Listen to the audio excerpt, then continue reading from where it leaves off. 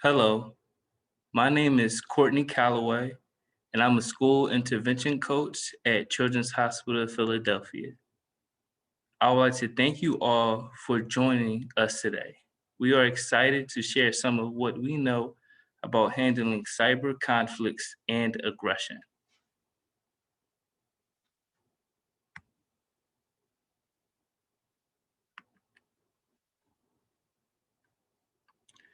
Before we take a deeper look into cyberbullying, let us first take a look at traditional bullying. Traditional bullying generally is happening when a person is intentionally mean to another person. They do things to be mean on purpose. The violence and aggression piece of it can be done physically by hitting another child, verbally by calling someone mean names, or socially by spreading rumors or not letting someone sit at a table. It's generally done repeatedly, and there is usually a power differential. Usually, the bully is bigger than the victim or more popular. Cyberbullying is defined as willful harm inflicted using computers, cell phones, and other electronic devices when expression of traditional conflicts is transferred to online platforms.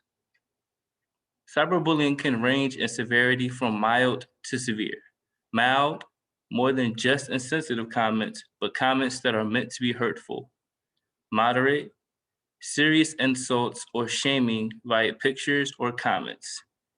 Severe, threats of physical violence or sharing of inappropriate photos. Cyber makes it possible to be mean anonymously. It can be done on apps such as TikTok, Snapchat, Instagram, Twitter, or even internet games such as Fortnite or NBA 2K. Even one instance does harm because it is seen and shared by a wide audience.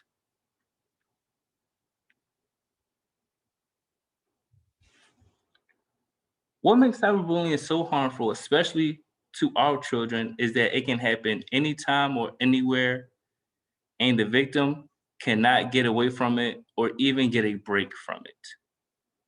That alone can have an adverse effect on a child's mood. Also, what makes it doesn't have a clear ending since it is being done online.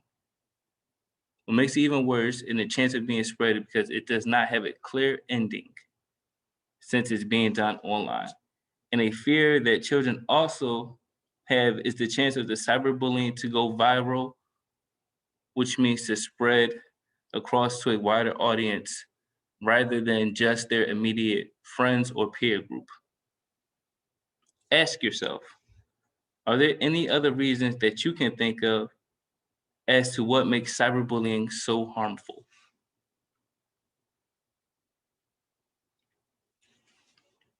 I'm sure you have thought of a lot of reasons, and as we continue, we want to be sure that you all gain some strategies of how to help your children in cases like this.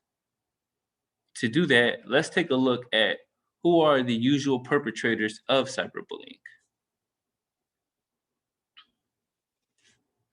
Children who cyberbully are usually teens, males more than females, though girls perpetrate as well. Children involved in prior offline bullying behaviors as either the bully or the victim. Children with behavioral problems. Children who believe aggression is appropriate or even morally justified. Children who engage in frequent online activities. Or children from schools with a negative social climate. Children who perpetrate of cyberbullying can have a profound effect on children who do not engage in such behaviors.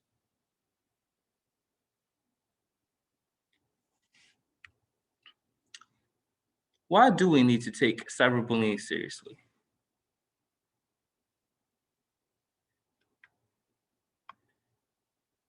The effects of cyberbullying could be sadness, irritability, or anger coming from your child, changes in their eating or sleeping patterns, frequent headaches and stomach aches, uh, avoiding going to school, declining grades, complaints about peers, or complaints about lunch and or recess.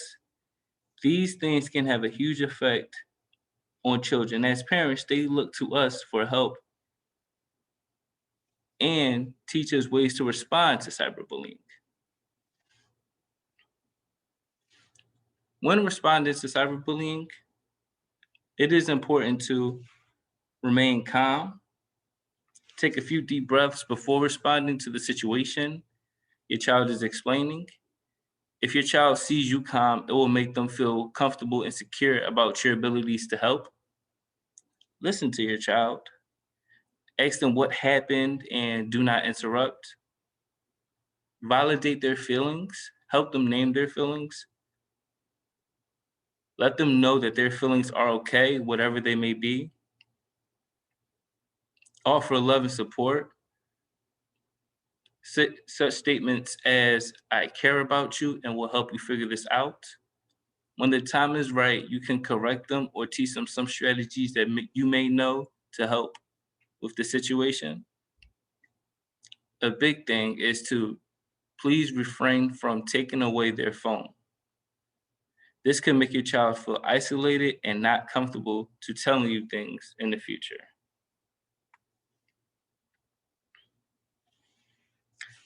Here are some ways of how to take action against cyberbullying. You help your child decide when to block or unfriend someone and when to ignore a comment. Most apps and social media sites offer a procedure for reporting inappropriate posts. Educate yourself about these steps and use them when you find appropriate. Communicate with your child's school and help them to do an investigation. There's a chance that the person who's doing the cyberbullying goes to the same school as your child. You can also report electronically at the Philadelphia School District website or call 215 400 4000.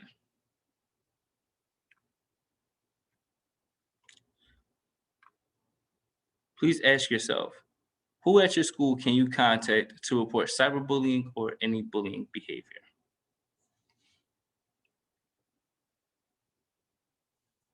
I know that today we've thrown a lot of information at you.